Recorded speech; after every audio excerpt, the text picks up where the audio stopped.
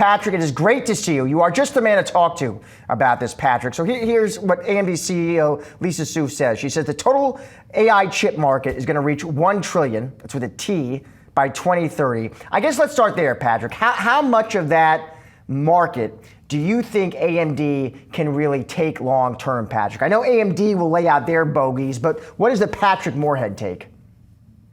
Yeah, so just to be clear on that number that they put out there, that's a combination of the addressable market, and I think I would refer to that as the SAM, right? It was CPU, GPU, networking, and an accelerator. And I don't see any reason why AMD can't get to double-digit market share there. The big question is what percentage? And it's going to be a combination of CPU, where the company said, basically came out and said, hey, we're going to get over 50% in server alone, and that includes ARM-based variants as well that are growing. But I think even more important, a 60% CAGR on data center revenue, and then an 80% CAGR on data center AI. I think, given Lisa Su and her conservativeness, I think they've gone one stop short of giving, well, what percentage of double digit? Is that 20%? Is that 30%?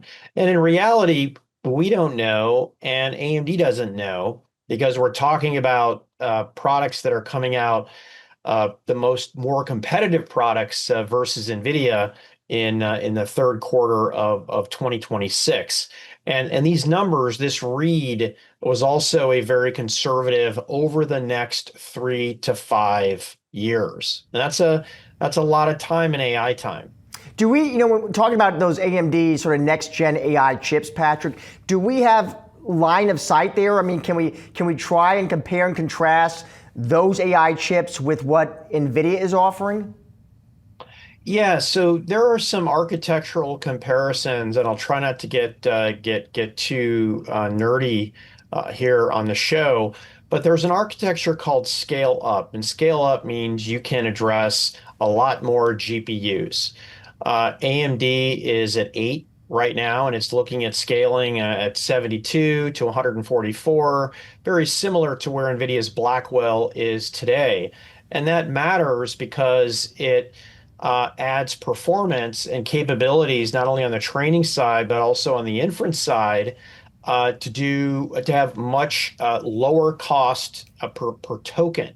And at least on paper, there's an architectural equivalent between AMD and NVIDIA in what Lisa said is the third quarter of 2026. The talking points that I had heard so far had been second half 2026, but it looks like we now have a third quarter, so a little bit more refined of a date there.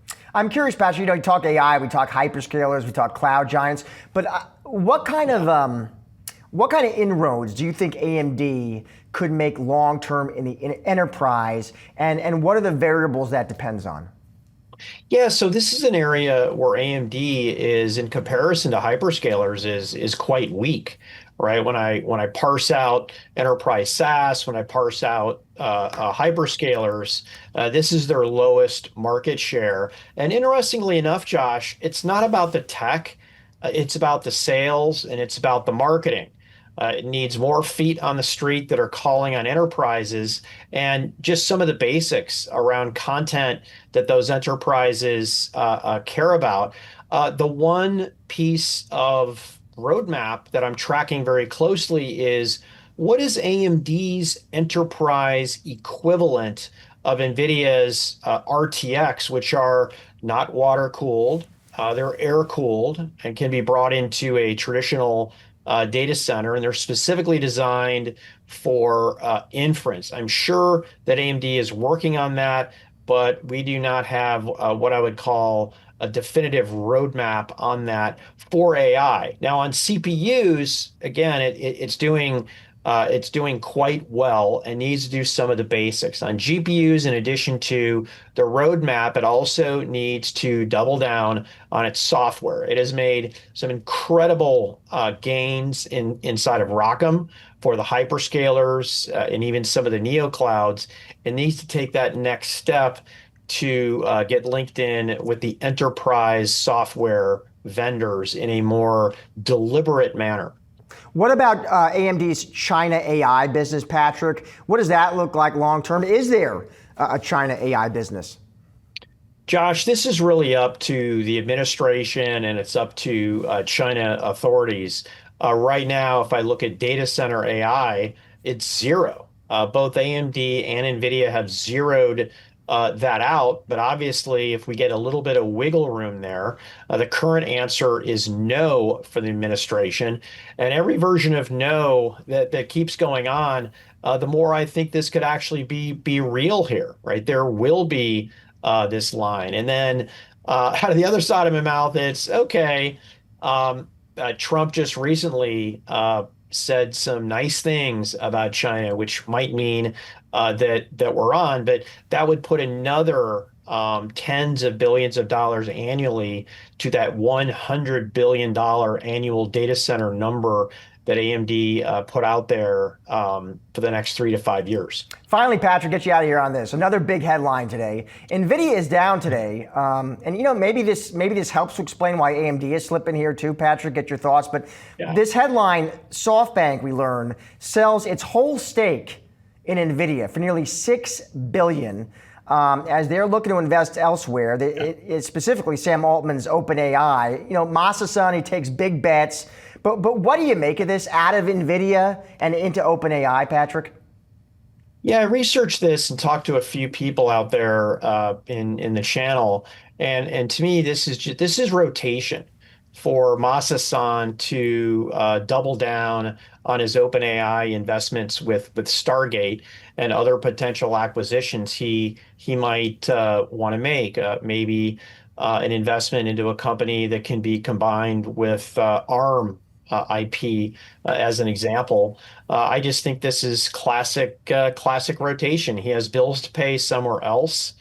He sees a higher rate of return from those investments, namely Stargate, and he sold when NVIDIA's at a high. Patrick, we're always lucky to have you. Thank you, my friend. AMD is hosting its Analyst Day here in New York City. CEO Lisa Su laying out the company's AI plans and demand outlook. Joining us now with his key takeaways from the event is Yahoo Finance tech editor Dan Howley. Dan. Yeah, Josh, we're here at the NASDAQ in New York City. Obviously, Lisa Su on stage here discussing AMD's AI plans for the future. They said that they have a total addressable market opportunity of $1 trillion. And so they also laid out plans for their upcoming AI chips when it comes to the data center, the MI450 line, as well as the MI500 line, and their Helios line of rack scale servers. And so when taken in totality, they clearly see themselves as grabbing market share from Nvidia as well as Intel, saying that they're taking share from them in both the data center, claiming to be eventually the revenue leader as far as market share goes in data center. And then on the client side, the PC, whether that's laptops or desktops, grabbing market share from Intel as well. So they see everything as basically on the upswing. You can see the stocks down at this point, but that seems to be something that the entire AI space is dealing with at the moment.